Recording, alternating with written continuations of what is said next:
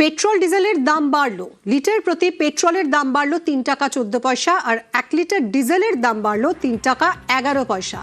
আজ সকাল 6টা থেকেই নয়া দাম কার্যকর। কথা বলবো অমিত আমাদের প্রতিনিধির সঙ্গে। অমিত, পশ্চিম এশিয়ার যুদ্ধের জেরেই কি এই জ্বালানির দাম বৃদ্ধি? একেবারে দেখো, মধ্যপ্রাচ্যে যে যুদ্ধ পরিস্থিতি এবং একসঙ্গে হরমুজ প্রণালী থেকে পেট্রোলিয়াম প্রোডাক্ট আমদানি করার ক্ষেত্রে যে একটা বাধা হয়েছে এবং সেই জায়গা থেকে কেন্দ্রীয় সরকার বারবার আহ্বান জানিয়েছে দেশবাসীর কাছে যে পেট্রোল ডিজেল ব্যবহারের ক্ষেত্রে সাশ্রয় অবলম্বন করতে হবে, প্রয়োজনে কম গাড়ি ব্যবহার করতে হবে। সেই জায়গা থেকে আজকে কিন্তু পেট্রোলের দাম এক লাফে 3 টাকা 14 পয়সা কলকাতায় বাড়ানো হয়েছে। অন্যদিকে ডিজেলের দাম আজকে কলকাতায় 1 লাফে বাড়লো যে 3 টাকা 11 পয়সা। স্বাভাবিকভাবেই মধ্যপ্রাচ্যের যে যুদ্ধ পরিস্থিতি তারই প্রভাব পড়েছে পেট্রোল ডিজেলের দামের ক্ষেত্রে। কিন্তু এই 1 লাফে 3 টাকা 14 পয়সা দাম বেড়েছে পেট্রোলের লিটার পিছু। অন্যদিকে ডিজেলের ক্ষেত্রে লিটার পিছু 3 টাকা 11 পয়সা দাম বাড়ানো হয়েছে এবং আজকে সকাল 6টা থেকেই এই নতুন দাম কার্যকর করা হয়েছে কলকাতায় এবং আমাদের রাজ্য। একই সঙ্গে কিন্তু পেট্রোল ডিজেলের দামের ক্ষেত্রেও এই পরিবর্তন এসছে। একদমই, সকাল 6টা থেকে কার্যকর হয়েছে এই নতুন দাম।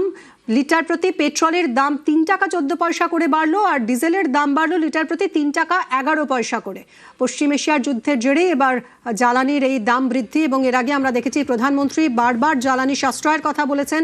ইরান আমেরিকার যুদ্ধের জেরে যে জ্বালানির সংকট তৈরি হয়েছে সেই পরিস্থিতি মোকাবিলায় জ্বালানি ব্যবহারে হ্রাস টানার আবেদন জানিয়েছেন প্রধানমন্ত্রী। দেশবাসীকে বারবার আবেদন জানিয়েছেন জ্বালানি সাশ্রয়ে কনভয়ে গাড়ির সংখ্যাও নিজের কনভয়ে গাড়ি কমিয়ে দিয়েছেন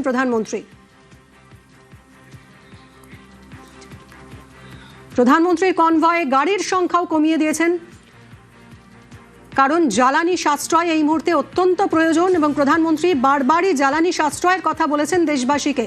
প্রধানমন্ত্রীর কনভয় দেখুন, মাত্র 2টো গাড়ি, নিজের কনভয়ে গাড়ির সংখ্যা কমিয়ে দিয়েছেন এবং সব ভিভিআইপিদেরও তিনি আমন্ত্রণ জানিয়েছেন কনভয়ে গাড়ির সংখ্যা কমাতে।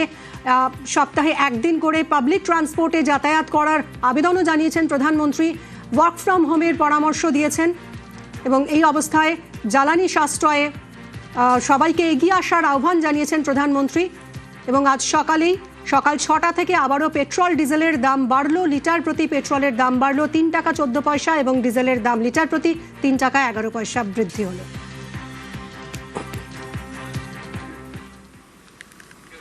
আজ থেকে শুরু রুবি সেক্টর 5 মেট্রোর অসম্পূর্ণ অংশের কাজ, আর এজন্য বাইপাসে যান চলাচল নিয়ন্ত্রণ করবে কলকাতা পুলিশ। আজ সন্ধে 6টা থেকে শুরু হবে যান নিয়ন্ত্রণ। শনিবার এবং রবিবার যান নিয়ন্ত্রণ করা হবে। বাইপাসের 2টি ফ্ল্যাঙ্কেই যান নিয়ন্ত্রণ। রুবি থেকে উল্টোডাঙ্গা বা সল্টলেক সেক্টর 5 যাওয়ার গাড়ি কিভাবে, এই গাড়িগুলো কোন দিকে ঘুরিয়ে দেওয়া হবে দেখুন। এনএক্স হোটেলের পাশ দিয়ে যে বিকল্প রাস্তা তৈরি করা হয়েছে সেই রাস্তা দিয়েই বেলেঘাটা হয়ে সল্টলেকে ঢুকবে বা উল্টোডাঙ্গার দিকে চলে যাবে গাড়ি। কাজ চলাকালীন সেক্টর 5 থেকে রুবি স্বাভাবিক যান চলাচল হবে। সেক্টর 5 থেকে উল্টোডাঙ্গা যেতে হলে রুবির ফ্ল্যাঙ্ক দিয়ে মাঠপুকুর পর্যন্ত গিয়ে ইউ টার্ন করতে হবে। দেখুন গ্রাফিক্যাল প্রেজেন্টেশনে আমরা দেখাচ্ছি আপনাদের। এরপর এনএক্স হোটেলের পাশ দিয়ে বিকল্প রাস্তা ধরে উল্টোডাঙ্গার দিকে যেতে হবে।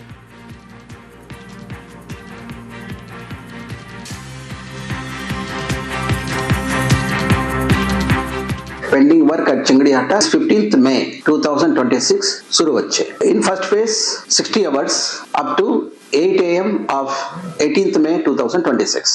State government of West Bengal has given us go-ahead permission. Calcutta police has given us this 60 hours traffic block. Again, following week on 22nd May 2026 8 PM to 25th May 2026 8 AM of the second traffic block Pabo to launch this segment. We are optimistic that from Belegata to IT Center, train services may commence by December 2026. ভোটে জেতার পরে বিজয় মিছিল থেকে হুমকি। দক্ষিণ 24 পরগনার বিষ্ণুপুরের তৃণমূল বিধায়ক দিলীপ মণ্ডলের বিরুদ্ধে এফআইআর দায়ের হয়। বৃহস্পতিবার সকাল পৈলানে তার বাড়িতে তল্লাশিতে যায় পুলিশ। কাছাকাছি 2টো বাড়ি তো নয়, একেবারে রাজপ্রাসাদ।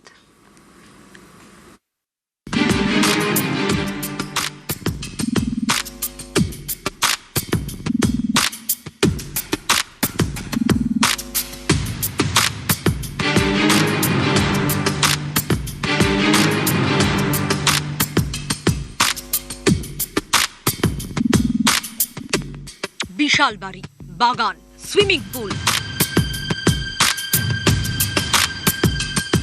ফোয়ারা, কিছুই বাদ নেই। দেখলে মনে হতেই পারে এটা কোনো রিসর্ট, কিন্তু এটা রিসর্ট নয়, বাড়ি। পৈলানে তৃণমূল বিধায়কের বাড়ি, দক্ষিণ 24 পরগনার বিষ্ণুপুরের তৃণমূল বিধায়ক দিলীপ মণ্ডলের বাগান বাড়ি। এই দেখুন, 50 মিটারের মধ্যে তৃণমূল বিধায়কের আরেকটি বাড়ি।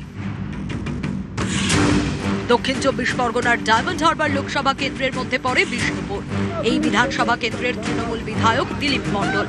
বৃহস্পতিবার সাত সকালে তার খোঁজে তল্লাশিতে যায় পুলিশ পৈলানে তার এই বাগান বাড়িতে। অভিযান চালায় ডায়মন্ড হারবার জেলা পুলিশ, বিষ্ণুপুর থানার পুলিশ, সঙ্গে কেন্দ্রীয় বাহিনী। এবারের ভোটেও বিষ্ণুপুর থেকে তৃণমূলের টিকিটে জিতেছেন দিলীপ মণ্ডল। 11ই মে বিজয় মিছিল করেন। সেখান থেকে তৃণমূল বিধায়ক হুমকি দেন, এখানে জায়গা নেই, সূত্রে যাক, নাহলে ওই পেটে পাতুল দিয়ে সব নারী পরিবার করে দেবে। এখানে উন্নয়ন চলছে, উন্নয়ন চলবে। এদের টাইম দিলাম 15 দিন, তারপরে আর 7 দিন, তারপর লাস্ট বর্ডার। কত বড় ক্ষমতা, কত বড় হিম্মত, কত বড় লড়াইয়ের লোক আছে দেখে নেবো। আমরা পুলিশকে ভয় পাই না, পুলিশের সঙ্গে অনেকবার লড়েছি। পার্টি অফিস যারা ভেঙেছে তাদের রেহাই নেই। আদায় করে যাতে নিতে না পারি, তাহলে আমার নাম দিলীপ মণ্ডল নয়। এভাবে হুমকি দেওয়ায় তৃণমূল বিধায়কের বিরুদ্ধে থানায় অভিযোগ হয়। জামিন অযোগ্য ধারায় মামলা রুজু করে বিষ্ণুপুর থানার পুলিশ। এরপরেই বৃহস্পতিবার সকাল সকাল দিলীপ মণ্ডলের খোঁজে তার বাগান বাড়িতে তল্লাশি শুরু। 3 তলা বাগান বাড়িটা দেখুন, নামে বাড়ি, এ তো একেবারে রাজপ্রাসাদ। মেন গেট দিয়ে ঢুকে বাদিকে বিরাট সুইমিং পুল, ডান দিকে বড় একটা বাগান, বাগানে ফোয়ারা, দামি দামি মূর্তি। তৃণমূল বিধায়কের এমনই দাপট যে তার বাগানে বাঘে হরিণে জল খায়। তৃণমূল বিধায়ক দিলীপ মণ্ডলের বাড়ির ভেতরে পুলিশের তল্লাশি অভিযান। সুইমিং পুলের পাশেই রয়েছে একটি বড় লন। যে কোনো 3 স্টার 5 স্টার যে রিসর্ট, সেই রিসর্টকে হার মানাবে এই বাগান বাড়ি।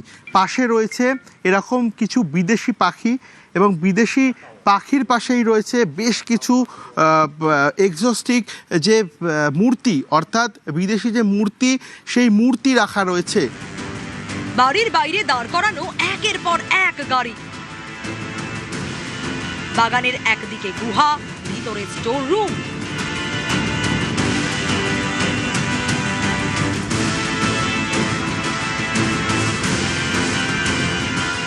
তৃণমূল বিধায়কের বাড়িতে ম্যাকাও।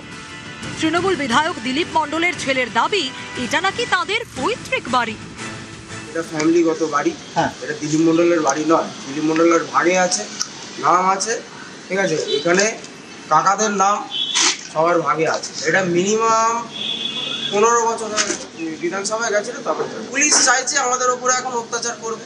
ওয়ারেন্ট দেখায়নি, কিচ্ছু না। বাড়িতে বিনা সার্চ ওয়ারেন্ট দেখিয়ে কিভাবে ঢুকে।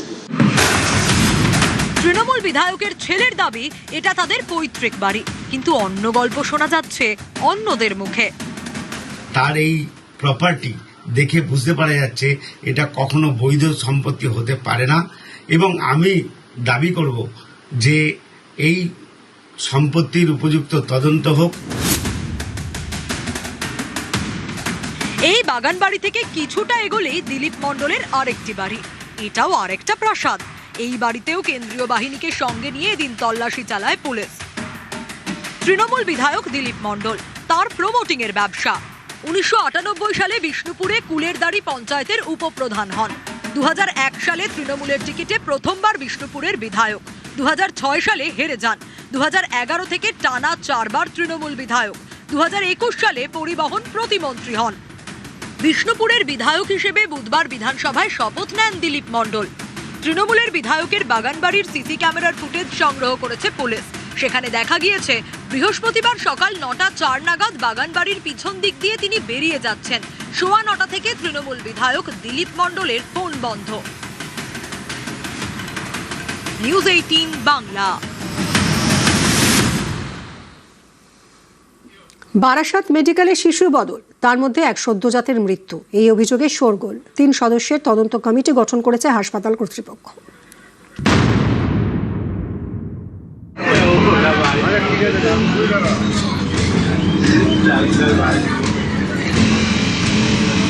উত্তর 24 পরগনার আমডাঙ্গা এখানকার বাসিন্দা সাফিকুল শেখ মঙ্গলবার বিকেলে তার স্ত্রী বারাসাত মেডিকেলে শিশু কন্যার জন্ম দেন। ওই দিন একই হাসপাতালে দেগঙ্গার এক মহিলা পুত্র সন্তানের জন্ম দেন। দেগঙ্গার ওই দম্পতির দাবি, বুধবার হাসপাতাল কর্তৃপক্ষ জানায় তাদের সন্তান অসুস্থ। কলকাতার হাসপাতালে ভর্তির পরামর্শ দেয়। সেখানে ভর্তির পর শিশু মারা যায়। তাকে নিয়ে দেগঙ্গার বাড়িতে ফিরে যায় পরিবার। শেষকৃত্যের সময় বুঝতে পারে শিশু বদল হয়েছে। ছেলে সন্তানের বদলে তাদের দেওয়া হয়েছে শিশু কন্যা। হাসপাতালে ফোন করে বিষয়টি জানায় ওই পরিবার। তাদের হাতে তুলে দেওয়া হয় ছেলে সন্তান। আমডাঙ্গার দম্পতিকে জানানো হয় তাদের কন্যা সন্তান মারা গিয়েছে। এরপরই বিষয়টি জানাজানি হয়। হাসপাতাল কর্তৃপক্ষের বিরুদ্ধে গাফিলতির অভিযোগে সরব হন মৃত শিশুকন্যার বাবা। যাদেরকে দিয়েছে আমার মেয়েকে তাদেরকে হচ্ছে ছেলে, তারা লেট করেছে নিয়ে যেতে, যার কারণে আমার মেয়েটা মারা গেছে। তারা বাড়ি নিয়ে গিয়ে জানতে পারছে যে ওটা মেয়ে। তারপরে ডাক্তার আমাকে সকালে ডেকে বলছে যে ভুল করে তোমার মেয়ে ওদেরকে দিয়ে দিয়েছে, বাচ্চারা ট্রান্সফার করেছিল, মারা গেছে। এটা ডাক্তারের ভুল। ডাক্তার ভুল করে মেয়ে ওদের দেবে ছেলে, দিয়েছে মেয়ে, ওদেরকে দিয়ে দিয়েছে। এখন বলছে যে এটা ভুল হয়ে গেছে, কি করবো। এই ঘটনায় বারাসাত থানায় অভিযোগ দায়ের করে মৃত শিশুকন্যার পরিবার। হাসপাতাল সুপারের কাছেও অভিযোগ জানায় তারা। 3 সদস্যের তদন্ত কমিটি গঠন করেছে হাসপাতাল কর্তৃপক্ষ। দুর্ভাগ্যজনক একটা ঘটনা। তো আমরা অলরেডি তদন্ত কমিটি তো করেছি। আমরা কমিটির খতিয়ে দেখি জিনিসটা কারা কারা দোষী, এবং যদি দোষী যারা সাব্যস্ত হবেন তাদেরকে অবশ্যই ছেড়ে দেওয়া হবে না, তাদের যথাযথ শাস্তি হবে। বারাসাত থেকে জিয়াউল আলম, নিউজ 18 বাংলা।